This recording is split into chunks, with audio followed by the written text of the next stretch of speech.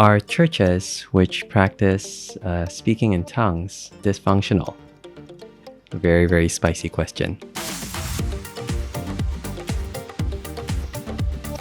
Hello and welcome to the Daily Bible College show. That's what I'm calling it. I share with you my experiences going to Bible college here in Kuala Lumpur in Malaysia. In today's episode, actually, I'm not sure whether you can hear my fan spinning on top, but I hope that's not distracting.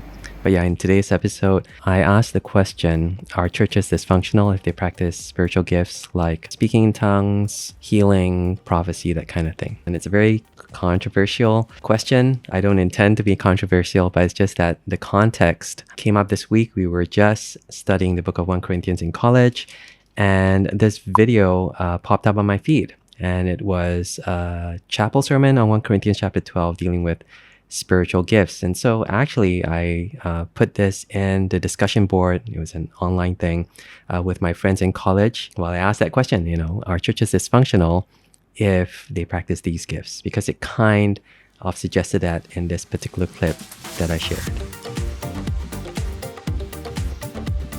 Now a bit about this clip. This clip is from a chapel message from Moore College in Australia. It's not a full sermon, I think. It's for a small audience, but they did share this online and they did make a clip of this particular section. And in this bit, dealing with speaking in tongues and prophecy and healing and so on and so forth, what the speaker said was that, firstly, we don't know a lot about these gifts. He said that if you didn't have passages like Acts chapter 2, the giving of the Spirit at Pentecost, where they started speaking in tongues.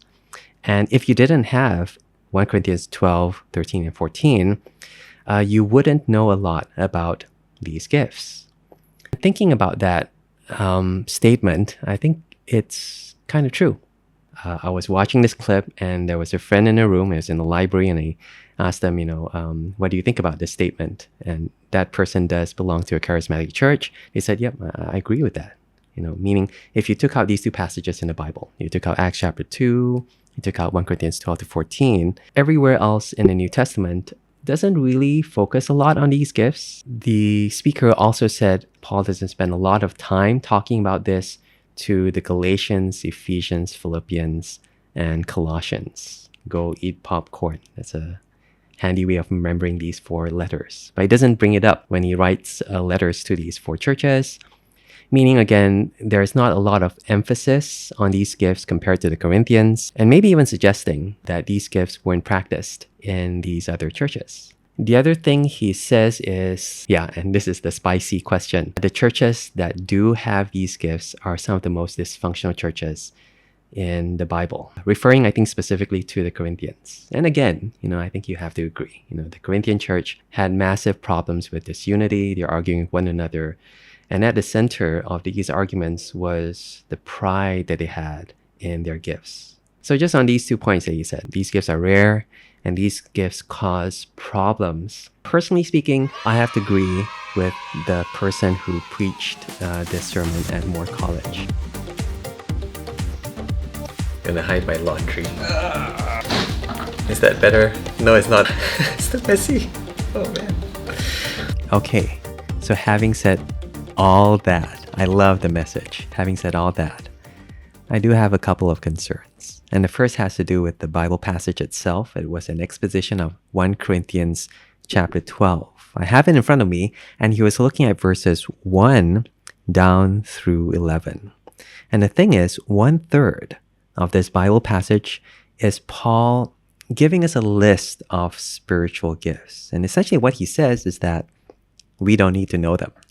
We don't really know what they are, and that Paul only mentions these gifts because the Corinthians are overly obsessed with these gifts. And I think, wow, essentially telling people that they don't need to know a certain part of the Bible is just, it makes me really, really nervous. And the inference that he makes about Paul, that Paul actually didn't want to talk about this, is also making an assumption about something that he didn't really say. One day we're going to meet Paul in heaven, and I would be very, very embarrassed if Paul came up to me and said something like, why did you say so many things about something that I didn't say? And why didn't you say anything about something that I did? So that's the first thing. I'm a little bit nervous, a little bit concerned with the treatment of the Bible passage itself. So the other concern I have has to do with the application of this passage. I feel it's a bit too general. He's just been very, very specific about tongues, about Corinth, how they struggle with pride. But when he talks about our context, I include myself because I consider myself also Reformed. Moore College is also a Reformed college. And the people he's speaking to are people who pastor churches who do not speak in tongues.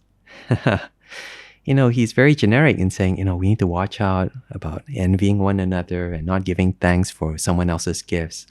And I'm thinking, why so specific about that and not specific enough about us?